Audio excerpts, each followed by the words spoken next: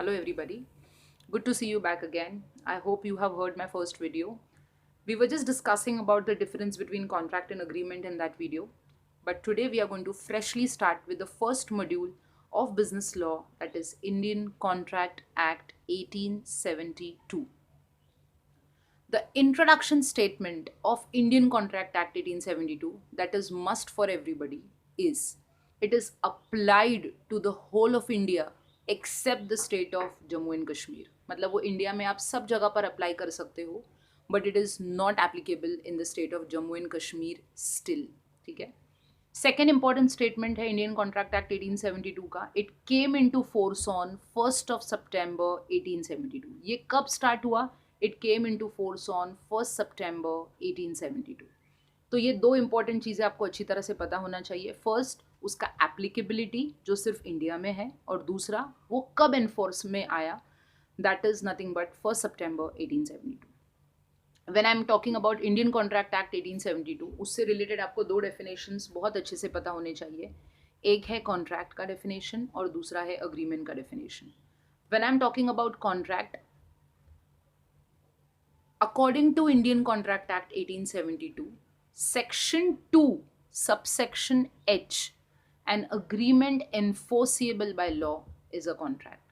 जब हम लोग डेफिनेशंस लिखते हैं लॉ के, तो अपने को सेक्शंस को ध्यान में रखना पड़ता है. तो कॉन्ट्रैक्ट का डेफिनेशन और सेक्शन मैं आपको वापस रिवाइज करवा रही हूँ. According to Indian contract act 1872, section 2 subsection H, an agreement enforceable by law is a contract. ठीक है. आप जब मुझे सुन रहे हो तो प्लीज आप कहीं पे बुक और पेपर लेकर उसको लिखो, so that you remember as well. The second important definition of Indian contract act is agreement. According to Indian Contract Act 1872, Section 2, subsection E, an agreement is defined as every promise and every set of promises forming a consideration for each other is an agreement. आप बोलोगे कि miss क्या है ये, नहीं समझा. I'll repeat. इसका सबसे पहले इसका सेक्शन क्या है? Section 2 subsection E. कॉन्ट्रैक्ट का सेक्शन क्या था? Section 2 subsection H. और दोनों जगह पर आपको स्मॉल अल्फाबेट्स यूज करने हैं ब्रैकेट में, बराबर. So section 2 subsection E, every promise and every set of promises. जब एक बंदा प्रॉमिस करता है तो उसको प्रॉमिस बोलते हैं, पर जब ये प्रॉमिस दोनों साइड से अराइज होता है तो उसको सेट ऑफ प्रोमिसेस बोलते हैं. So every promise and every set of promises forming a consideration. अब ये कंसिडरेशन एक नया लॉ का वर्ड है जिसका मीनिंग आपको पता होना चाहिए. कंसिडरेशन का मतलब होता है आप सामने वाले को पैसे दे रहे हो और सामने वाला आपको गुड्स या कमोडिटीज दे रहा है. तो आपका कंसिडरेशन है टू पे मनी और सामने वाले का कंसिडरेशन है to give you goods, services और commodities. So when I am talking about consideration, कहीं ना कहीं तो ये गिव एंड टेक है और एक्सचेंज में आता है. आप एक चीज को अग्री करो, सामने वाले एक चीज को अग्री करेगा, तो आप दोनों के बीच में कंसिडरेशन हो गया. So the definition says every promise and every set of promises forming a consideration for each other is an agreement. Easy है. तो ये दो डेफिनेशंस के साथ हम लोग इंडियन कॉन्ट्रैक्ट एक्ट 1872 का सबसे पहला और सबसे इंपॉर्टेंट आंसर स्टार्ट करने वाले हैं. Most of the colleges put this question in their paper and the topic is define contract and explain the essentials of valid contract. तुम कॉन्ट्रैक्ट को डिफाइन करो और उसके एसेंशियल्स के जो वैलिड कॉन्ट्रैक्ट के एसेंशियल्स है वो प्रोवाइड करो. नाउ द स्टूडेंट्स आस्क में miss essentials of valid contract में कौन सी चीज़ें आती है? बेटा ये सबसे पहले तो बेसिक आपको पता होना चाहिए. कॉन्ट्रैक्ट को वैलिड बनाने के लिए आपको कौन से एसेंशियल्स को फुलफिल करना है. So it will be proper offer, proper acceptance, legal relation, lawful consideration, lawful object, free consent and capacity to contract. मैंने आपको 7 चीज़ें बताई. So 7 things that you should know for the essentials of valid contract. सबसे पहला essential है proper offer. And before I start with the explanation of essentials, आपको पता होना चाहिए कि कॉन्ट्रैक्ट में आप कौन से पार्टीज को लोगे. बेटा बहुत सारे पार्टीज है लॉ में जो आप यूज कर सकते हो. सेलर बायर बोल सकते हो, प्रॉमिस प्रॉमिसी बोल सकते हो, ऑफरर ऑफरी बोल सकते हो. तो मिस आपने तो इतने सारे पार्टीज दे दिए, अभी हम लोगों को कौन सा वर्ड एक्चुअली यूज करना है for writing in the paper for Indian contract act. Why don't we segregate these parties depending upon the act. Okay, segregate का मतलब होता है if you are studying sale of goods act 1930 with me, you can use the term seller and buyer. अगर आप मेरे साथ negotiable instrument पढ़ रहे हो तो फिर आप बोल सकते हो promisor and promisee. If you are studying Indian Contract Act 1872 with me, you can always use the term offerer and offeree. तो अभी पार्टी का काम क्या है पहले ये देखते हैं, and then we again proceed to our essentials of valid contract. Now when I'm talking about party का काम, offerer ऑफर देता है तो उसको ऑफरर बोलते हैं, और जो बंदा उस ऑफर को एक्सेप्ट करता है उसको ऑफरी बोलते हैं. ठीक है. So the person who is giving an offer is an offerer and the person who is accepting the offer is an offeree. ऐसे दो पार्टीज है कॉन्ट्रैक्ट के ऊपर. ठीक है. Now coming back to the essentials of valid contract, का first point that was proper offer. बेटा proper offer को कंस्टिट्यूट करने के लिए आपको दो कंडीशंस को फुलफिल करना पड़ेगा. पहला कंडीशन है offer must be communicated from offerer to the offeree. तो कहाँ से किसके पास कम्युनिकेट होगा? ऑफरर से कम्युनिकेट होगा ऑफरी के पास. ये पहला कंडीशन है प्रॉपर ऑफर का. ध्यान रखना, मैंने ऑफर आपको दिया तो it has to be communicated from me to you. तो ऑफरर और आप हो गए ऑफरी. सेकेंड कंडीशन है it must constitute date, time, place, price and description. तो सेकेंड कंडीशन क्या क्या कंस्टिट्यूट करना चाहिए? कब, डेट, कितने बजे, टाइम, आप रात को 12 बजे तो नहीं जा सकते हो चीजें खरीदने के लिए, करेक्ट. प्लेस, कहाँ पे, is it clear, whether it is office, whether it is house और whether it is market, which is the place, location. Price, अगर प्राइस नहीं है तो फिर हम इसको इसमें पढ़ेंगे नहीं. In order to make an offer a valid one, the price has to be constituted in between. And the fifth is description. Description मतलब वो प्रोडक्ट का फीचर्स क्या है, फंक्शंस क्या है, क्या काम करता है, नेचर क्या है. So this all things will come under description. तो प्रॉपर ऑफर को कंस्टिट्यूट करने के लिए आपको दो चीजें ध्यान में रखना है. The first thing that you are going to take into consideration is it must be communicated from offerer to the offeree. मैं offerer, आप offeree, तो it has to be communicated from me to you, correct? Second condition will be it has to be constituted with date, time, place, price and description. ये चीजें होनी चाहिए, तब कहा जाएगा कि वो प्रॉपर ऑफर है और तब वो एसेंशियल्स ऑफ वैलिड कॉन्ट्रैक्ट के फर्स्ट पॉइंट में आएगा. सो एसेंशियल्स ऑफ वैलिड कॉन्ट्रैक्ट का फर्स्ट पॉइंट प्रॉपर ऑफर, जिसमें दो कंडीशंस मैंने आपको बताए. The second condition is proper acceptance. बहुत ईजी है. अगर तुमने प्रॉपर ऑफर किया है और प्रॉपर ऑफर किसके पास से किसके पास गया? वो गया ऑफरर से ऑफरी के पास. तो एक्सेप्टेंस में उल्टा कर देने का, वो जाएगा ऑफरी से ऑफरर के पास. मतलब आपने जिसको ऑफर दिया एक्सेप्टेंस उसके पास से ही आना चाहिए. So if the offer is going from offerer to the offeree, the acceptance must also go from offeree to the offerer. Is it clear? आपको जो ऑफर देता है आपको एक्सेप्टेंस उसी को जाके बताना है. आप थर्ड पार्टी को जाके एक्सेप्टेंस नहीं दे सकते हो, वो गलत हो जाएगा. Okay. Now the third important point is lawful consideration. Is it clear? पहला point proper offer, दूसरा point proper acceptance. The third point is lawful consideration.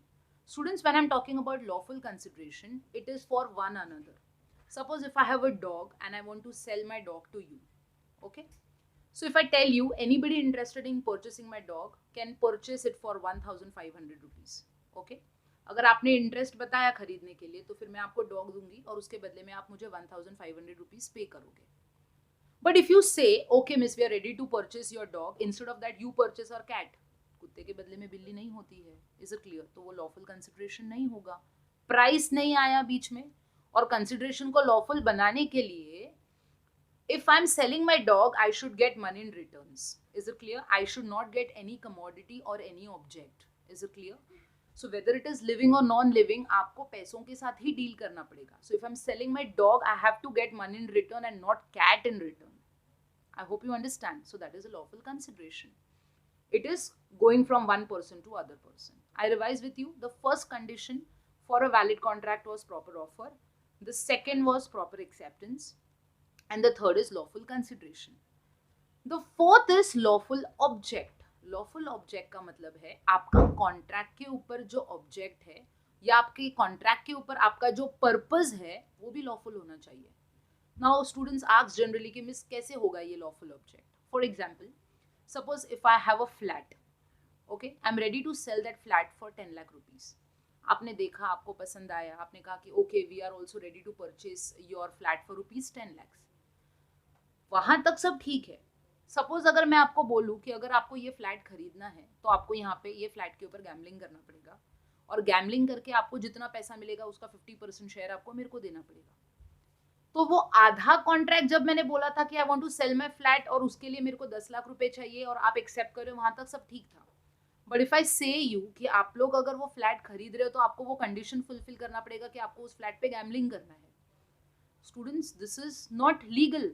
मतलब आधा कॉन्ट्रैक्ट लॉफुल है और आधा कॉन्ट्रैक्ट अनलॉफुल है। वो अपना कॉन्ट्रैक्ट जो है वो अपना लॉफुल ऑब्जेक्ट जो है पूरा नहीं कर रहा है। Is it clear?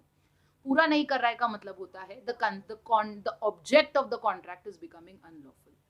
तो अपना चौथा कंडीशन बोलता है in order to have a valid contract there should be a lawful object. ठीक है, आपका इरादा, आपका पर्पस जो है कॉन्ट्रैक्ट पे वो लॉफुल होना चाहिए। Is it clear? I repeat, हमने फर्स्ट पॉइंट किया प्रॉपर ऑफर, दूसरा किया प्रॉपर एक्सेप्टेंस, तीसरा किया lawful consideration that cat and dog example, and चौथा किया लॉफुल ऑब्जेक्ट दैट इज वो फ्लैट वाला example. Okay, now the next is legal relation. In order to enter into a contract, parties का एक दूसरे के साथ लीगल रिलेशन होना बहुत जरूरी है। Now when I am talking about legal relation का मतलब मिस कैसे होगा, I tell you. Suppose if it's my birthday and I am inviting everybody for a party, मैंने आप सबको बुलाया कि you just come, it's my birthday so we will enjoy together. When before you come, I have made all the arrangements for the party, for the birthday party. I have organized cake, the DJ person is there, the music flow, the decorations, the food, everything is ready. I'm waiting for all my people and invitees and the participants to please come and join me for my party. Now the point is, when people start coming, is it clear? But you all don't come for the party. It is 7, you people do not come. 8 o'clock you don't come. 9 you do not come. 10 o'clock the party gets over and half of my students do not come for the party. So I felt very bad. I'm very angry. बहुत गुस्सा है मेरे को कि मैंने इतना सारा arrangement करके रखा था, इतना सारा खाना अरेंज करके रखा था, but people did not return, मतलब वो आए नहीं मेरे पार्टी में. Then what will happen here is I will go and file a case against you. आप बोलोगे कि मिस क्या, आपके बर्थडे के पार्टी में नहीं आने के लिए you will file a case against us? How is that possible? It is our will and wish whether we have to come or no for the party. Yes, you all are correct. In order to come for a birthday party, ठीक है, मेरा आपके साथ social relation है, मेरा आपके साथ legal relation नहीं है. अगर मेरा आपके साथ लीगल रिलेशन होता, ठीक है, तो मैं आपको बाइंड कर पाती, तो मैं आपके अगेंस्ट में केस फाइल कर पाती. But I just have a social relation with you. I do not carry legal relation with you. Is it clear? And in order to make the contract valid one, there should be a legal relation. जैसे कि if you would have come, केटरीन वाला खाना कम देता, is it clear everybody? या खाना कम पड़ जाता, तो I can sue him. Is it clear? या तो मैं उसके अमाउंट में से कुछ अमाउंट डिडक्ट कर लेती, ये बोल के कि मैंने तो तेरे को इतने लोगों का ऑर्डर दिया था पर खाना इनफ नहीं था, कम पड़ गया एंड मोमेंट पे. So I will definitely sue my what we can say catering person or my DJ person or whoever is dealing with me in money for that arrangement of the birthday, correct? But I cannot held responsible for the people who enter with me in a social relation. So in order to file any kind of a case against you, I have to enter into a legal relationship. Is it clear? So between me and you is a social relation. और essential और valid contract बोलता है कि अगर उसको essential करना है तो पार्टीज के बीच में लीगल रिलेशन होना चाहिए. सोशल रिलेशन होगा तो आप उसको कोर्ट में नहीं लेके जा सकते हो. सिंपल सा फॉर्मूला है. Okay, the first essential that I told is proper offer. Proper offer में मैंने आपको दो चीज़ें बताई, ठीक है. It must be communicated from offerer to the offeree. Second condition बोला date, time, place, price and description होना चाहिए, ठीक है. Second essentials of valid contract is proper acceptance. It must be communicated from offeree to the offerer. Okay. Third मैंने आपको lawful consideration बताया, cat and dog वाला example. फिर मैंने आपको lawful object बोला कि जो पर्पस है कॉन्ट्रैक्ट का वो lawful होना चाहिए, वो लीगल होना चाहिए. अगर वो इलीगल है तो हम प्रॉपर कॉन्ट्रैक्ट को कंस्टिट्यूट नहीं कर पाएंगे. नेक्स्ट मैंने आपको चीज़ अभी जो रिसेंट में बताई है, दैट इज लीगल रिलेशन. अगर पार्टीज का एक दूसरे के साथ लीगल रिलेशन है कॉन्ट्रैक्ट के ऊपर तो वो कोर्ट में जा सकते हैं, वो सू कर सकते हैं एक दूसरे के अगेंस्ट पे, and this can be carried on. But when I am talking about if the parties are entering into a social relation with each other, then they cannot be sued upon each other, they cannot file a case against each other, or they cannot take the help of the court for all these things. Is it okay? So that is legal relation. Next important concept is nothing but free consent. जब हम लोग free consent की बात करते हैं, बेटा free consent का मतलब होता है, सिंपल एक स्टेटमेंट याद रखना, it depends upon will and wish of the parties to enter into the contract or no. वो पार्टीज के विल और विश पे डिपेंड करता है कि उनको कॉन्ट्रैक्ट में एंटर करना है या नहीं करना है. So that is nothing but what I am trying to tell about free consent. ठीक है, उसका मतलब है suppose if I am forcing you for some particular thing, I am forcing you to sign the property papers कि भाई ये property papers पे sign कर. If you not doing I am going to shoot you. मतलब मैं आप पे जोर जबरदस्ती करके आपसे वो चीज़ों को लेने की कोशिश कर रही हूँ. Where I am wrong, I should not do that. अगर मैं कॉन्ट्रैक्ट में एंटर कर रही हूँ तो पार्टीज अपने विल और विश के हिसाब से एंटर होने चाहिए, अपने मर्जी से एंटर होने चाहिए. इसमें कहीं पे भी कुछ भी प्रॉब्लम नहीं होना चाहिए, फोर्स और प्रेशर नहीं होना चाहिए बेटा. तो अगर पार्टीज अपने विल और विश के हिसाब से कॉन्ट्रैक्ट में एंटर होंगे तो फिर उसको फ्री कंसेंट कहा जाएगा. So free consent is nothing but it depends upon the will and wish of the parties to enter into contract और नो. तो फिर वो कॉन्ट्रैक्ट क्या हो जाएगा? Free consent. तो हमने एक और एसेंशियल को कवर अप कर दिया. Next essential, I revise again. We have proper offer, we have proper acceptance, then we have lawful object, lawful consideration, legal relation, free consent, and the last and the very important one is capacity to contract. Contract में कौन आ सकता है? So capacity to contract को competency to contract या competent to contract भी कहा जाता है. Is it okay? So याद रखना उसको. Last essentials of valid contract है कैपेसिटी टू कॉन्ट्रैक्ट या तो उसको कंपीटेंट टू कॉन्ट्रैक्ट बोलते हैं. कौन से लोग कॉन्ट्रैक्ट में एंटर कर सकते हैं और कौन से लोग कॉन्ट्रैक्ट में एंटर नहीं कर सकते हैं. सबसे पहले वाला बंदा जो कॉन्ट्रैक्ट में एंटर कर सकता है, that person is rightly called as the person should not be a minor. वो 18 ईयर्स के नीचे नहीं होना चाहिए. So the person should not be minor. The person should not be insolvent. वो बैंकरप्ट नहीं होना चाहिए तो वो कॉन्ट्रैक्ट में नहीं आ सकता. अगर वो बैंकरप्ट है तो वो कॉन्ट्रैक्ट में नहीं आ सकता. The person should not B unsound mind. अभी इसको थोड़ा टाइम लगेगा. अनसाउंड माइंड का मतलब होता है the person should not B mentally and physically unfit. अगर वो बंदा मेंटली और फिजिकली अनफिट है तो वो कॉन्ट्रैक्ट में नहीं आ सकता है. The person should be mentally and physically fit to enter into the contract. The person should be of unsound mind का मतलब है he should be not mentally and physically unfit. वो फिट होना चाहिए तभी वो कॉन्ट्रैक्ट में एंटर कर सकता है. जैसे कि drunkard, smoker, drug addict, admitted to ICU. ठीक है, तो ये सारे कैटेगरीज है जिसको अनसाउंड माइंड बोलेंगे. I repeat the categories again. Drunkard, जिसने पी रखी है हम उसके साथ कॉन्ट्रैक्ट नहीं कर सकते हैं. Smoker, okay. Next is drug addict. The person who has consumed lot of drugs, we cannot enter into a contract with that person. Okay. Admitted to ICU. The person who is admitted to ICU cannot enter into a contract. Okay. When I'm talking about the person who is mental but at home, person who is mental but he is in mental asylum, is it clear? तो ये सारे categories के लोग हैं जो contract में enter नहीं कर सकते हैं. So he is person of unsound mind. Next is the person should not be disqualified. The person should not be disqualified का मतलब है जैसे अगर उसको कोर्ट में उसका किसी भी तरह का कोई केस चल रहा है तो अगर उसके नाम पे किसी भी तरह का कोई केस चल रहा है so he is a disqualified person. He can not enter into the contract. Okay, I repeat again. The person must not be disqualified में सबसे पहले आता है इफ कोर्ट में उसका किसी भी तरह का कोई केस चल रहा है तो वो कॉन्ट्रैक्ट में नहीं आ सकता है. और दूसरा आता है एलियन एनिमी. एलियन एनिमी का मतलब होता है वॉरिंग नेशंस. वॉरिंग नेशंस का मतलब है जब दो कंट्रीज एक दूसरे पे वॉर पे है तो वो दोनों कंट्रीज एक दूसरे के साथ कॉन्ट्रैक्ट नहीं कर सकते हैं. ठीक है, so that is alien enemy. So whenever the parties are I am sorry the countries who are into a warring nations या एक दूसरे कंट्रीज पे एक दूसरे के साथ उनका वॉर चल रहा है तब वो लोग कॉन्ट्रैक्ट में नहीं आ सकते हैं. ठीक है, आई रिपीट अगेन. हम लोग कर रहे हैं कैपेसिटी टू कॉन्ट्रैक्ट या कंपीटेंसी टू कॉन्ट्रैक्ट के. तो उसमें 4 पॉइंट्स आपको ध्यान में रखने हैं. The person should not be a minor. The person should not be insolvent, मतलब वो बैंकरप्ट नहीं होना चाहिए. वो 18 ईयर्स एंड बिलो नहीं होना चाहिए. The person should not B unsound mind. Unsound mind के मैंने आपको अलग अलग कैटेगरीज बताए. Drunkard, smoker, drug addict, Okay, then it can be person admitted to hospital, person mental but he is at home, is a clear, mental in asylum.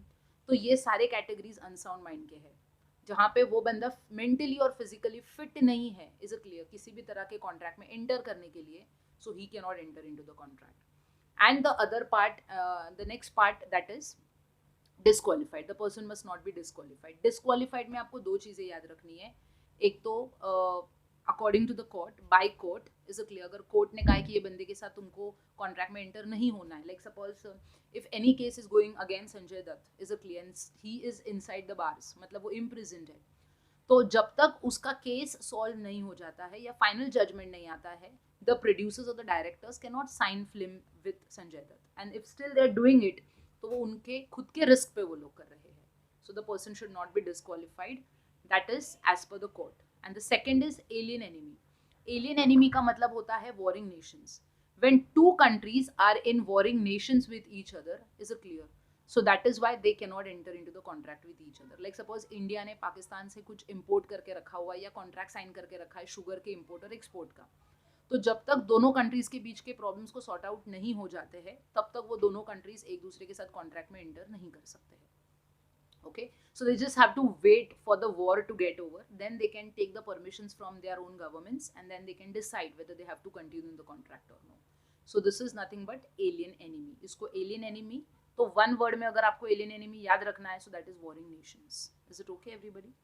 So essentials of valid contract को फटाफट जरा short में revise करते हैं। सबसे पहले है proper offer. Proper offer में आपको दो कंडीशंस फुलफिल करनी है। One of the first condition says about it must be communicated from offerer to the offeree. Second condition says date, time, place, price, description has to be fulfilled between the parties. Second essential of a valid contract is proper acceptance. It has to be communicated from offeree to the offerer. The third is nothing but lawful consideration. If you are selling your things, you're selling your dog, you're selling your cat, you have to get money in returns. You cannot take any other animal in return. That is lawful consideration. Next is lawful object, जो तुम्हारा contract का purpose है या तुम्हारा contract का जो main object है वो लीगल होना चाहिए, वो लॉफुल होना चाहिए, is a clear, it should not be unlawful और it should not be illegal. Next is about legal relations, the parties who are entering into the contract should have legal relation with each other. Parties का एक दूसरे के साथ social relation नहीं होना चाहिए, उनका एक दूसरे के साथ लीगल रिलेशन होना चाहिए। लीगल रिलेशन का मतलब होता है कि the money has to come in between. जैसे मैंने आपको बर्थडे पार्टी का एग्जांपल बोला कि if the caterer person is giving me the less quantity of food for my party, then I can sue upon him. Okay, so that is the legal relation that I can enter into him, but I cannot file any case against my students if they are not attending my party. Okay, that was legal relation. Next was free consent. Free consent का मतलब होता है it depends upon the will and wish of the parties to enter in the contract or no. उनके will और wish पे depend करता है कि उनको कॉन्ट्रैक्ट में एंटर होना है या नहीं, ठीक है। And the last and the most important is capacity to contract, या तो उसको कॉम्पिटेंसी टू कॉन्ट्रैक्ट बोलते हैं। उसमें आपके 4 पॉइंट्स आते हैं। Person should not be a minor, person should not B unsound mind, person should not B insolvent and the person should not be disqualified. Not a minor 18 years के नीचे नहीं होना चाहिए। Not insolvent, he should not B bankrupt, भिखारी के साथ हम contract नहीं कर पाएंगे। नॉट अनसाउंड माइंड का मतलब होता है drunkard, smoker, drug addict, okay, admitted to ICU, mental at home, mental in asylum, तो ये सारे अनसाउंड माइंड की कैटेगरीज है, ठीक है। ये नहीं होना चाहिए बिकॉज वो लोग मेंटली एंड फिजिकली फिट नहीं है कॉन्ट्रैक्ट के डिसीजंस को लेने के लिए। And the last is she should not be disqualified. Not disqualified में वापस से दो चीज़ें आती है। बाय कोर्ट, अगर उसके ऊपर किसी भी तरह का कोई केस चल रहा है तो फिर हम उसके साथ वो टाइम पे कॉन्ट्रैक्ट नहीं कर पाएंगे, okay. And the last is alien enemy. Alien enemy का मतलब होता है warring nations, when two countries are into war with each other, that time they can not enter into any kind of an contract, okay. और अगर वो लोग करते हैं तो वो गलत हो जाएगा, that could be disqualification of them entering into the contract. Is it okay? So today we have covered the introduction of Indian Contract Act, that was applied to the whole of India except the state of Jammu and Kashmir. We have covered 2 definitions of contract and agreement, okay. Then I told you about the 7 points of essentials of valid contract. हम लोग सिर्फ pointers को highlight कर रहे हैं: proper offer, proper acceptance, lawful consideration, lawful object, legal relation, free consent and capacity to contract. So these are the 7 main essentials of valid contract that you need to fulfill. Okay, so this is all for the day. We'll continue in the next session. Bye bye everybody.